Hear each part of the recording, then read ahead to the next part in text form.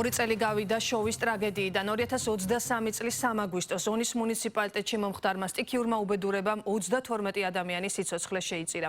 მათ შორის იყვნენ მცირეწლოვანი ბავშვები, ერთი ადამიანის ხედარი ამ დრომდე ვერ იპოვეს.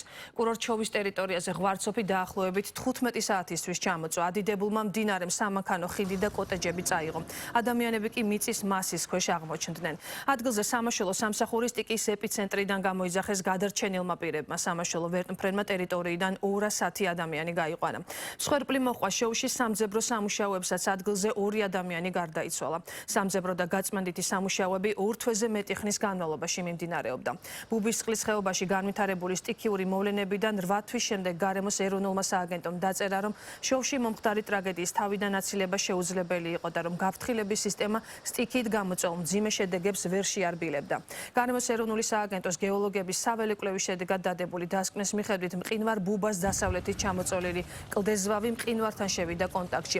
ამ პროცესს მყინვარის ჩამონგრევა და ნაპრალებში არსებული წყლების გადმოდინება მოჰყვა. ზედაპირზე კლდეზვავის ხახუნმა მყინვარი უსწრაფესად გაადნო და წარმოქმნა ღვარცოფი, რომელიც ხეობისკენ დიდი სიჩქარით დაიძრა. დასკვნის მიხედვით ღვარცოფული მასა წამში საშუალოდ 24 მეტრს ფარავდა. ამ გათვლით ღვარცოფულმა ნაკადმა შოვის ეგრეთ წოდებულ კოტეჯებამდე დაახლოებით 7-10 წუთში მიაღწია.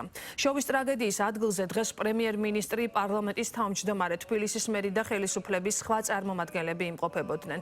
პრემიერ-მინისტრმა მედიასთან საუბრისას აღნიშნა, რომ დაღუპულთა ხსოვნის პატივსაცემად მემორიალი და ტაძარი აშენდება.